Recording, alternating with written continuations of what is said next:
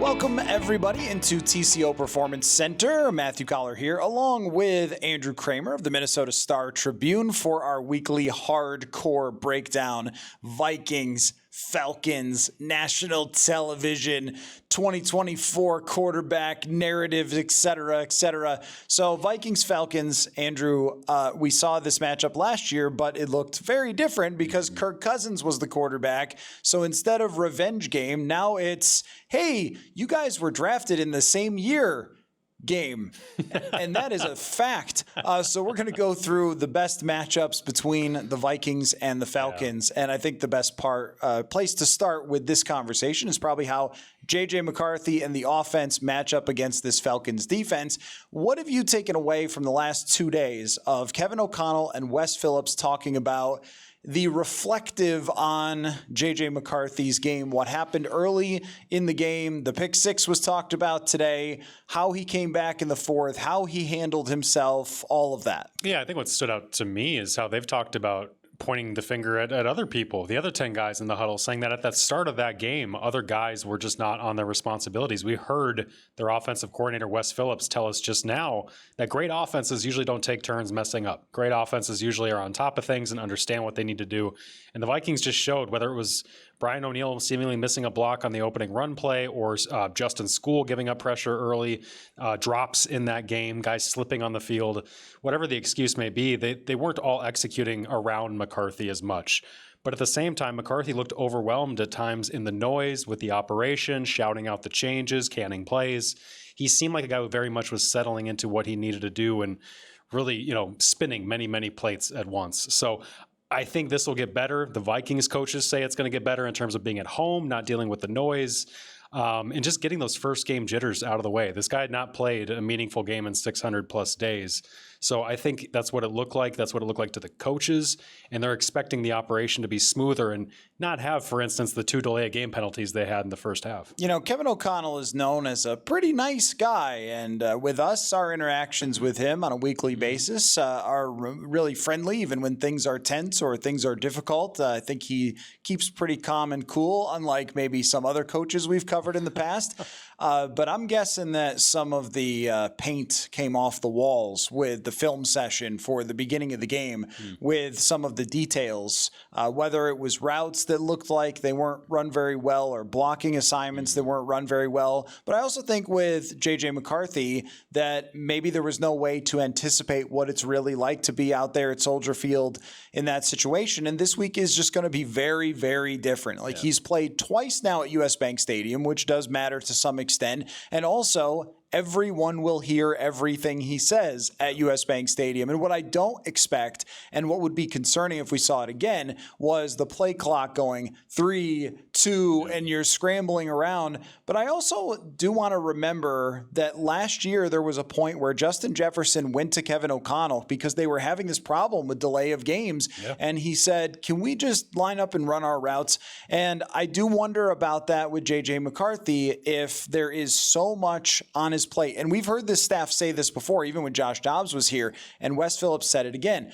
We have to give them everything that they need or they won't be able to do their job at their maximum. But I do think that cup does floweth over sometimes with what Kevin O'Connell asks his quarterbacks to do. And that's what I thought. The first 3 plays of a game, there's no way you should be running around trying to get people lined up, trying to make checks. It should just be walk up to the line of scrimmage, take the snap, hand it off, run a play action, whatever it is. And I know football is more complicated than that, but I thought if you guys knew what this atmosphere was going to be, why did you have him have checks and changes and everything else in the first 2 or 3 plays of the game? Yeah, I thought there was some bad analysis from some smart people online who were saying things like, oh, the Vikings are running this vanilla offense, that's why it's struggling and all that. Dennis Allen just knows what they're doing. Well, no, we just heard Wes Phillips talk about it. We saw it with our own eyes. They did not dumb it down that much for him. They tried to give him the tools to work with. And I'm talking to Josh McCown this summer. He talked about how we have to treat this kid like he's a child who cannot yet walk, but we have to coach him as if he knows how to. So we have to give him the tools, empower him to get to that point where he feels like he's walking and then eventually running. But we know he's not there yet. So I do think there's that give and take where maybe they pulled back on some of the responsibilities or some of the multiple plays they were giving him at the huddle, because it didn't seem like those issues continued throughout the game. It seemed like, too, they went into more no huddle eventually, picked up the up-tempo, tried to use that as a weapon to help simplify things and simplify the defense they were facing. So I don't expect the game against the Falcons will just all look like the fourth quarter. Otherwise, they're going to score 80, carry the 84 points. Yeah, something like that. Something like that. I don't math, I football. It'd be a lot. Yeah. It would be really the best offensive game in history if you just scored 3 touchdowns every single quarter. So I don't expect that. But what should we expect them to take away from what they did in the fourth quarter that worked so well against Chicago into this game against Atlanta? Well, boy, if Miles Price can start them in midfield every time, that would be helpful as well. It would also be helpful if they could lean on the run game. If Jordan Mason continued to be as efficient as he was, and especially that fourth quarter, that last drive, I was impressed not only by Mason and the run game, but Kevin O'Connell sticking with it. They spent 4.5 minutes to score that last touchdown, and that was a crucial time wasting to help kind of choke out Chicago's chances there. And that's coaching. That's a change in coaching that we haven't seen from O'Connell. So I think they need to stick with the run game. I think they need to do that early in games as well. Maybe start a drive or two with a couple runs and see what happens. I also wouldn't be shocked, Matt. Would you be shocked to see Jordan Mason start a game soon? I mean, I wouldn't be shocked if we start seeing him get more involved, because his first carry did not come until the third drive on Monday night. Yeah, I was not a fan of that. And what I would like to see is, and maybe this operation is more challenging than I think it is, but what I'd like to see is our drive starts with a screen pass to Aaron Jones. Feel free to use them, the screens, a little bit more. But let's just say it starts with a screen pass to Jones, and he gains 15 yards.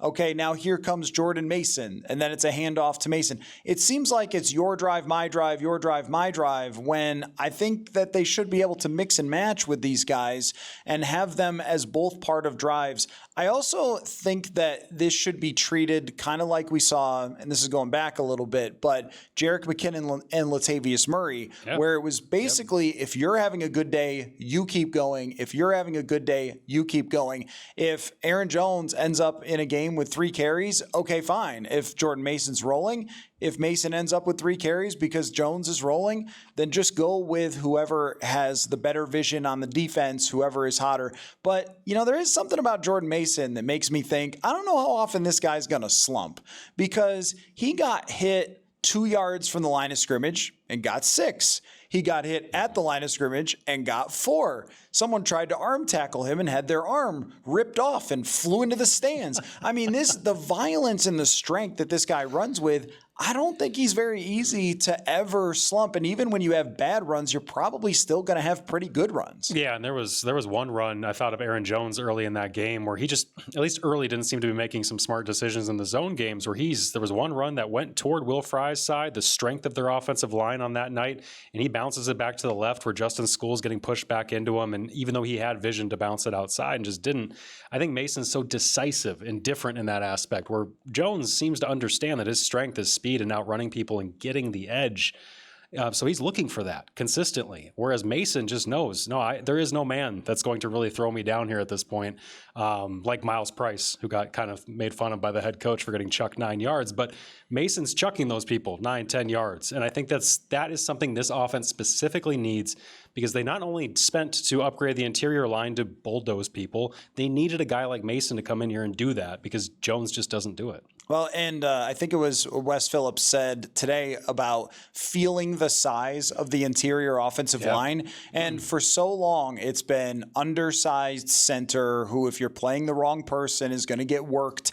I've also, watching the tape back in the second half, felt the size when they ran some sort of double team. I don't know every single run scheme, exactly to a T, but it was a double team between Ryan Kelly and Donovan Jackson, and they just took the nose tackle and eliminated him. He was moved 5-6 yards down the field with those two guys' size and athleticism. The strength of Ryan Kelly was just on display. I mean, when they were running stunts and someone would come flying into Ryan Kelly and then just hit a brick wall, like, he is so impressive. And run behind those guys. Like, feel free until Darisaw comes back. Run behind those guys. They were running counters. They were running duos or whatever it is. Up the middle, power type of stuff. go ahead and keep doing that with Jordan Mason, because I also don't think any team enjoys that when they're just getting slammed into by the size of these interior linemen. Yeah, and the Colts had a great offensive line with those two guys, but when you went back and watched the few games that Fries played with Ryan Kelly at the beginning of last year, that's what Shane Steichen did with Jonathan Taylor, and I do think the Vikings will eventually get to that point. This is an offensive coaching staff, though, Matt, that is not too used to installing or keeping a lengthy, big volume run game. They're not used to having to do all that. I'm not saying they're not capable of it. I'm not saying they haven't done it before. It's just in Minnesota, this has been a pretty low volume rushing attack. So I'm curious to see how it evolves. I'm curious to see how these roles evolve that you're talking about and how consistent it's going to be. Will they stick with it? I think it was a good showing by O'Connell in the fourth quarter on Monday night. But if J.J. McCarthy shows glimpses like he did on Monday, where he's growing and showing that he can attack downfield, is that kind of carrot going to be too enticing for O'Connell to want to take shots when, frankly, this offense is built to win fights like they did on Monday? So I'm looking at the defensive line of the Falcons, and you know, David Onyemata has always been a good player. He, when he was with the Saints, was also really good against the Vikings. But I think the strength of this team is really in their back unit. I mean, from linebackers back, their safeties, Xavier Watts was really good in this game against the Tampa Bay Bucks. That's a second-round pick who had a great college career, but maybe wasn't quite the right size and speed combination. Ends up being a second-round pick. Jesse Bates is a star, and A.J. Terrell is a star, and we know Mike Hughes is a first-round talent, even if he's bounced around the league a little bit, but he's a good player. That's where I think the biggest challenge is going to come for this team, which to me says even more strongly, like, find a way to run against these guys and push around those second-level players and wear them down. Divine Diablo has become a good player for them as far as being a good tackler. I think that there's a lot of challenges there that they have to take advantage of the defensive line not being super strong, having two rookies in there as well, Jalen Walker, James Pierce, who was on the injury report this week. So that to me is, if you test their secondary a ton early on, you might get burned because they have some really good players there. Well, Sam Darnold didn't have a problem with it last year, at least what it was last year. Little different group, yeah. It's different now, but I can't remember if they had everybody last year with Terrell and Bates in there, but last year was obviously Darnold's 5-touchdown game, but Addison's not going to be out there like he was last time where he caught 3 touchdowns against the Falcons. I do think they're a talented group. You saw Baker Mayfield struggle with them. Outside the deep shots to Egbuka, they didn't have too much going offensively, and maybe that's more Tampa than Atlanta. We'll find out. They got 2 really good edge rushers they drafted, but those guys are going to be coming off the bench, it would seem, in some reserved roles. So I do think that this is a team and a defense that you can take advantage of in terms of the run game, in terms of pounding that front. I do think that they're going to try and do that again and make things easy with McCarthy, because I don't know how else you're going to. I don't see this coaching staff being hoodwinked by what happened in the fourth quarter. I don't see them coming out in this game and saying, you know what, JJ, all training wheels are off now in terms of us trying to make it easy on you. Go out and win us this game. No, they're going to try and continue to ask him to, quote unquote, play quarterback 10 snaps and make it incredibly easy on him. And I think this Falcons defense sets up for them to do that. I do not think they're too feared in the front. I think the matchups the Vikings have with the O-line, with the tight ends, we got to see if Josh Oliver, how banged up that ankle is of his, because he was listed as not practicing on Wednesday.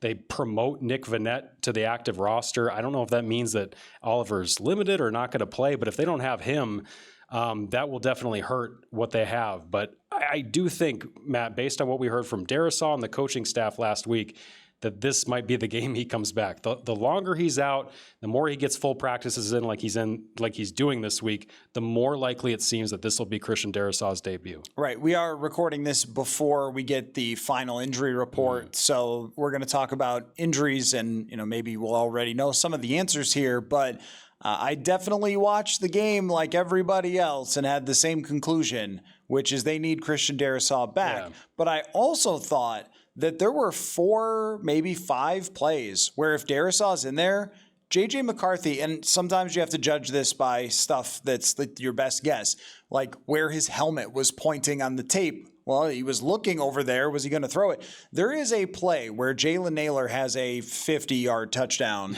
Yeah. and Justin Skol just gets beat. And McCarthy's looking over there, and his body language is like, I'm going to do it. And then he couldn't. And if Christian Darrisaw is back, I think we get to see more of the full J.J. McCarthy experience, because so much of it was blown up by Justin Skol pressures. I mean, the fact that he gave up 4 pressures and you only attempted 20 passes, I mean, that's 1 every 5 passes. That just really can't happen.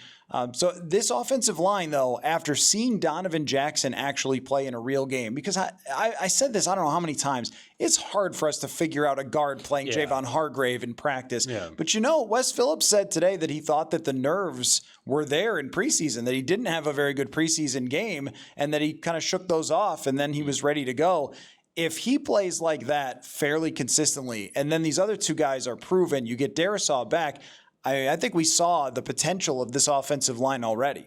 We did, and I thought it was a little overstated where people were concerned with it in the first half, where I think it was just 7 carries for 20 yards from the running backs, and JJ's getting hit, and what did we pay for on this line? I saw it from Vikings fans, but you saw him settle in. The second half was so much better. Skol was obviously the weak link. The 2 opening third downs were his fault.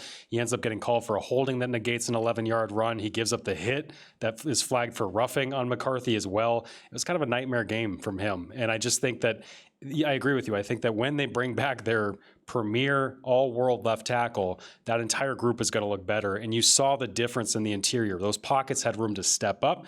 Both of the third downs, McCarthy tried to escape up the middle because he actually had room to do so. That is such a difference from the Kirk Cousins and Sam Darnold experiences here in Minnesota. Sounds like you're suggesting that some fans overreacted to the early a little bit part of the game. They might have. I thought they didn't do that on Blue Sky. I thought that was only. They do that everywhere. Oh, they do? Okay. They do that everywhere. But if they're doing it there, then they're really overreacting. That's right. On the offensive side for the Atlanta Falcons, there was a glimmer in the eye of Kevin O'Connell when he was talking about Michael Penix. I mean, I don't think it's any secret that the Vikings, had J.J. McCarthy been drafted, would have taken Michael Penix. I believe that was reported on draft night that they were perfectly comfortable with either 2 of those guys. It was just going to be, how different is our approach? Because Penix is 24 and McCarthy is 21, and there's a big difference in how much they've played football. I have had immense respect for Michael Penix the entire process. I just think that quarterbacks who don't get sacked are so hard to play against. And that's something we heard Brian Flores talk about today. It is. And they're going from a guy who they had trouble sacking in Caleb Williams, but Caleb takes a ton of sacks. The completely different quarterback. Penix will recognize pressure. He'll get the ball out. He will, not take a negative play very often for his offense. And that's something I'm sure Kevin O'Connell loved about him during the draft process. I'm sure that's something the Falcons love about him too.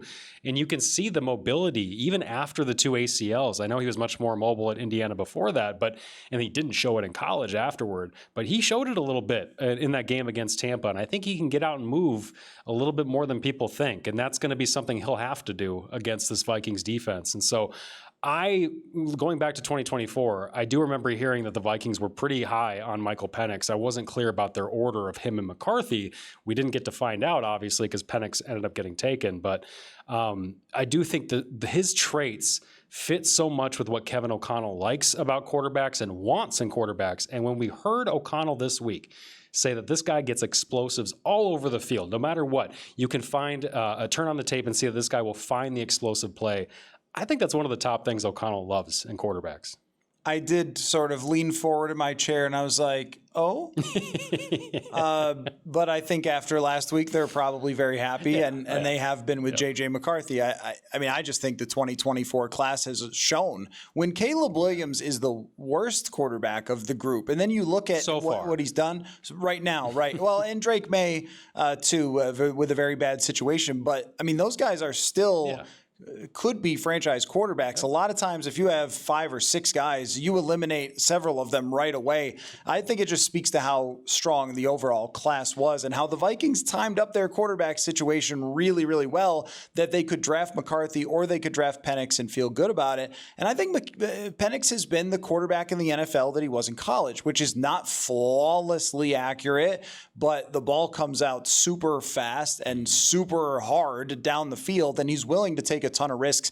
And I think that that's the biggest area that I would have concern about the Vikings defense, is that there were too many dudes who were open down the field. And there were a few plays where I was just confused. How did this route get wide open? Like, why was somebody's eyes in the backfield? There's a play where Byron Murphy is taking a step toward the check down and the ball goes right behind him. It's like, was it an assignment or did he mess something up? The opportunities that were left on the field by Caleb Williams will not be left there by Michael Penix. No, I don't think they will either, or at least not as many of them. And when you're talking about the play that Byron Murphy got let behind him, I'm not even sure which one you're talking about because there's multiple. Are you talking about the touchdown? Because that was one too. It was like a 20-yard completion. Yeah, there was the touchdown where Byron's turning back looking at Theo like, why did you just abandon that area that I passed the guy off into? And seemingly some kind of miscommunication there. There was the 30-yarder to DJ Moore where I think Flores just said today that was on Isaiah Rodgers for letting the double post go behind him where Theo was way back behind him in creating that void. And so I think they missed Harrison Smith. I think they had some growing pains with this new secondary coming together. I do not think it was a coincidence that Brian Flores seemed to slow play the start of the season with basically all 4-man rushes to start that game. He did not blitz or send a 5-man rush until the 18th snap for Chicago in the second quarter. And then when they did, Ivan Pace missed the tackle. He was by then the 4th defender to miss Caleb Williams at that point because Jonathan Allen, Grenard, all the guys had. Penix will be a little easier mark there, but he's going to get the ball out if you create those voids or leave them open.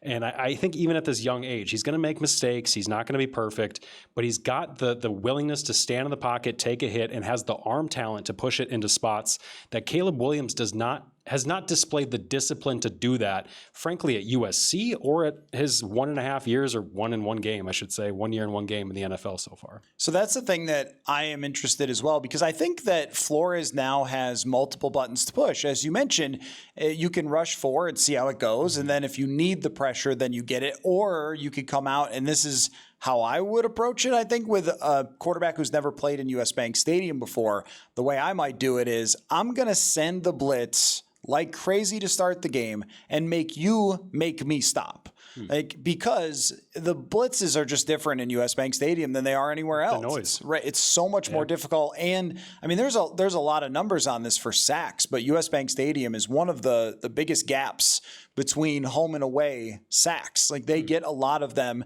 at US Bank Stadium because you could get off the line of scrimmage quicker. They're doing the silent counts, but if you pick up on those, you can have a lot of success. And I think that the edge rushers, we'll see about, Dallas Turner versus Andrew Van Ginkel being in or out.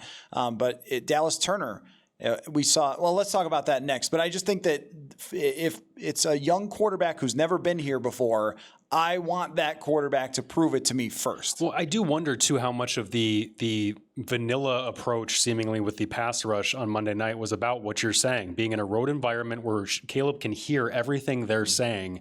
And this is a checked-based defense that is going to be doing those things where if you are showing a rush and Caleb checks into something, the Vikings will have a built-in counter to whatever they're trying to check into. Maybe week 1, you don't have the volume of Ben Johnson's offense to do that, and maybe that was also part of it. But to your point, I do think the crowd noise factored into it, and I do think the crowd noise at US Bank, because we just heard Flores this week say, I want to tell everybody, I had a note written down, be loud. And he didn't say this, but I'm sure he wanted to say, be drunk. So you're extra loud, because we want this to be in an incredibly awful environment for Michael Penix to operate. Night game here at US Bank Stadium. I'm not sure if anybody will be imbibing before the game. I don't know about that. No. This going back to their weapons though. I want to talk about Dallas Turner first and then their weapons, because Dallas Turner played 43% of the snaps in the first game, and I saw him flash several times, had a couple of pressures, had a really nice couple of run stops, and I think you walk out of the game feeling very good after watching on tape of Dallas Turner, and I guess Flores must have felt very good as well, because he said he was mad at himself for not having him on the field a little bit more. Now, I think when they're playing in certain situations, it's a lot of dime and things like that, where maybe he wouldn't be out there. But he might be needed a lot in this ball game, and I think we will find out something about Dallas Turner and where he stands. I also think that we don't have to have every single game be a referendum on Dallas Turner. We just don't have to do that. Like, he looked comfortable. He was effective in his role. That's what he was supposed to do today. If he doesn't get 4 sacks in the game, we don't have to call him a bust on the internet over and over and over again. Like, I like where he's at right now after watching the first game, and I'm very curious to see how he builds on it. Yeah, fans need to realize he's on an upward trajectory that's not media created. This isn't just us being like, yeah, guys, their first round pick turned out. No, this is the coaching staff telling the media and then us telling you that he's done better. He has more of a routine. I talked to Dallas after practice this week, and he talked about how my week-to-week routine is so much better. What I'm studying in the opponent is so much more advanced than it was a year ago. And just how I feel physically going into these games, I was more confident. And his role is different this year. You saw him go into this game. It was only 43%, but it was in almost at least the first half. They played him quite a bit in a starter role as one of like a 3-4 DN type with Van Ginkel off the edge and then him dropping and then those guys shifting into underfronts and kind of mixing things up before the snap. You saw him be able to be versatile in that front, and he can drop into a stack position too, which he might have to do if he's in Van Ginkel's shoes coming up here. And I think overall, you're seeing that confidence grow with him, which is huge because we've seen it from rookies who come in and don't contribute right away. They get frustrated, they get down on themselves, and then it becomes a spiral that then the belief gets lost. And that, whether that was Lewis Seen, whether that was Brian Asamoah, we've seen guys flash and then just kind of fade away, whereas Dallas Turner really struggled. And I was shocked to see this. When I looked up that snap count from Sunday or Monday night, his most he's ever played in a game remains his first ever NFL game at 49% in New York a year ago. They have not gotten him in the game more than that up to this point, and it's obviously very early, but I think that's going to change on Sunday night. Yeah, it's time to do that. They also benefit from doing that. I mean, if somebody's on the field for half the snaps, they're at 100%. They're flying off the bench. Yeah. I mean, you want these D-line rotations. The best defensive lines, and I thought they did an amazing job of this in the first game, was getting in Jalen Redmond, getting in Levi Drake Rodriguez. We saw a little bit of Ty Ingram Dawkins, who I feel like you and I have been talking about for quite a while. I think I was surprised to see him in there as much as he was. I was too, but the first conversation I think we had with Ty, we were kind of like, this guy seems like he gets it. I don't know what it is, but sometimes you can just be like, that guy, I think he understands what he needs to do here. So this rotation, and then with Turner, is the best possible scenario if you're not having, and we'll see on Van Ginkel, but if you're not having Van Ginkel and Grenard have to take every snap, or if you're putting them out there at the same time, that's just not something a lot of defenses have, which forces your opponent to try to have a counter against it. So I agree with you that the arrow is pointed up, and I think that Turner came in with the right mentality really from day one of this season, and we're going to have to see how it progresses. We're not going to decide if he was worth the draft capital, and we just don't have to do that every single week. How is he going to impact this week's game? I think if Van Ginkel is not playing, then he's got a chance to show a little lightning off the edge against this team. Yeah, we should also mention with Van Ginkel that he was out for 3-4 weeks with a neck injury from training camp and now has the concussion. So even if he does play, I can't imagine it's going to be at the full capacity we saw on Monday. Speaking of the injuries, a guy that we do know is out is Blake Cashman, and Eric Wilson, what a signing for them and just the hero of that game aside from the quarterback. This group of weapons is pretty dangerous. Yeah. If Drake London is playing, Darnell Mooney can go down the field, and Bijan Robinson is one of the best at his position in the NFL. Robinson at 100 yards receiving, not much on the ground for the Falcons, and this is my big question about them. When I look at this offensive line on my phone, that doesn't look as good as last year's when this Falcons team really moved the ball effectively against Flores, because they are missing Drew Dahlman, who is a very good center, especially when it came to run blocking, and they're also missing Caleb McGarry, who is their center now? Somebody named Ryan Newsill. Yeah, old Newsy. Old Newsy. Yep, Newsy's playing center. And Elijah Wilkinson is their tackle. That doesn't sound the same as two guys who are two of the better at their craft. And that's where I think if the Vikings can shut that part of it down, it does become very difficult to sit there, snap in and snap out. I respect Penix. Everyone likes Penix. Kevin O'Connell was going to hold on to that hug for maybe an extra second after the game with Penix. It's not Drew Brees yet. No, he's not. I do think, before I get accused of throwing cold water on all the overreactions, I agree with people, the secondary little suspect here. But I do think there was some overreaction to the quote-unquote lack of pass rush, when really it was just a lack of sacks and lack of finish in that game. And frankly, Ben Johnson was doing a lot of chipping, a lot of max protect, a lot of Detroit Lions type stuff, and seemed to be anticipating blitzes from Brian Flores that did not come often. So it left their 4-man rush, and frankly, it left Jonathan Allen, I thought, double-teamed a lot. And when he was single-blocked, you saw him make an impact. He missed Caleb Williams in the backfield twice. He could have had 2 sacks before Hargrave did. So these guys now going up against this line, I feel like at home, with the noise that Penix is going to have to deal with, it should look a lot better with their 4-man rush when they go to it. You're right, Drew Dahlman being gone, they just faced him in Chicago. That was a tougher test than what old Newsy is going to be for them in Atlanta or with Atlanta. The old newser. The old Newsy. The old Newsy. So I do think this 4-man defensive line looked good and lived up to the hype. I think Renard can play better. There was a couple misses from him that just were uncharacteristic, and you see him typically finish plays like that. So if they get a better game from him, the 2 interior guys are going to play as they did on Monday night. Penix is going to have to get the ball out, which means if there's no Okudah, is it going to be Dwight McGlothern tackling on the perimeter when they go nickel? Are they going to go 3 safety nickel if Harrison Smith is returning with Theo Jackson in there?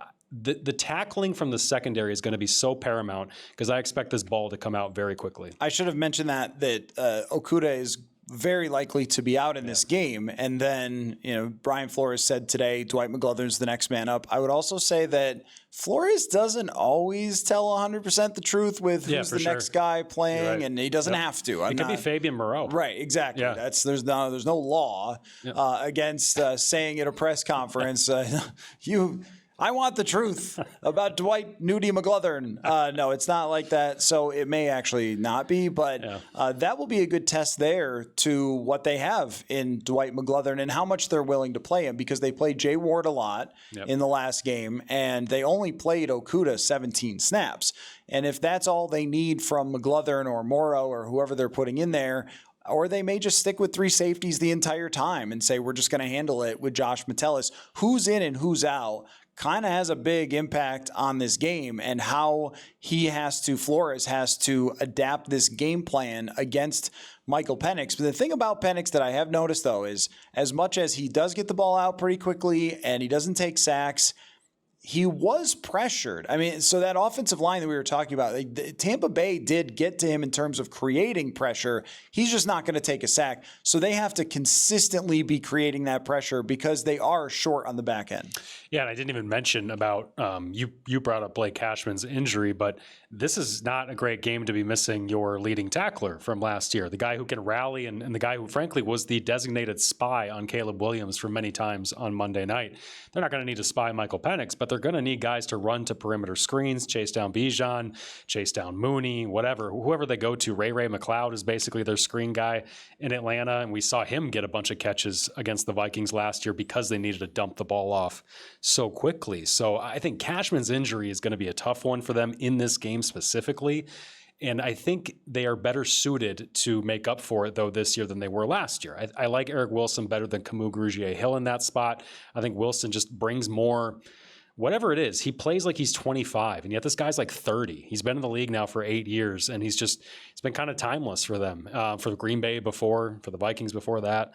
I think he's gonna help them, but it's still gonna be less than what Cashman would have been giving you, and I wouldn't be shocked if we're seeing a big play over the middle because Cashman's not there. Right, he has become a very, very good player. Cashman's a superstar in the league. There is a difference. It's great to have the drop-off be to good player, to average or above average player, but if Eric Wilson was a full-time starter, he would be full-time starting somewhere in the league. So the best fill-in guy probably in the NFL for this position, and way different from last year.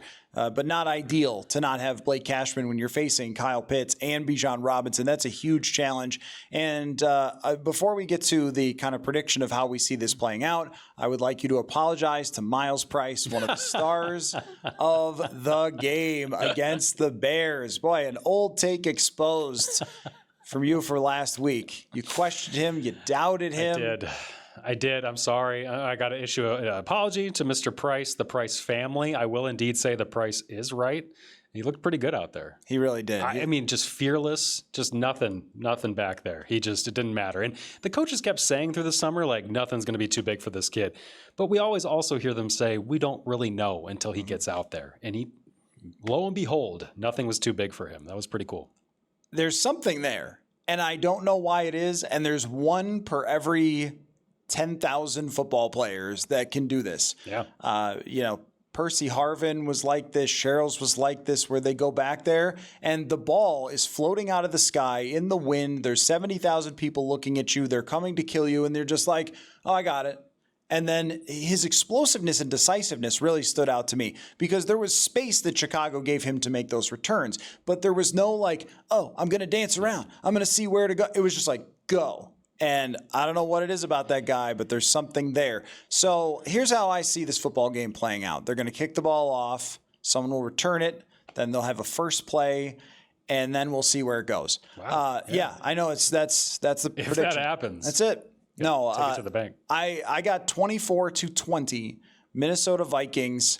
I think it's close. I think it's good. I think the quarterbacks show out, but also the Vikings defense will prevail, and the operation for the Vikings will look a lot smoother. I wouldn't be shocked if that happens. Not at all. I wouldn't be shocked if they do open up with a kickoff and an opening play and all that. I think the Vikings defense is going to be I think they're going to give up some big plays in this game, more big plays than they gave up in the last game. But I also think they themselves are going to create more big plays because Penix is not going to run around like Caleb Williams. He's going to have to put the ball in play sooner. Even if Van Ginkel is not there to pick off a screen, which, boy, wouldn't this be the perfect game for Van Ginkel to be healthy for, but he's not. Even if they don't have him, I still think they're going to create some turnovers and some havoc that they couldn't on Monday night or just didn't until late in that game. And I think that'll be the difference. I think it'll be something like 28-27, an incredibly close game, just like the last one. I think, though, this offense will get off to a better start.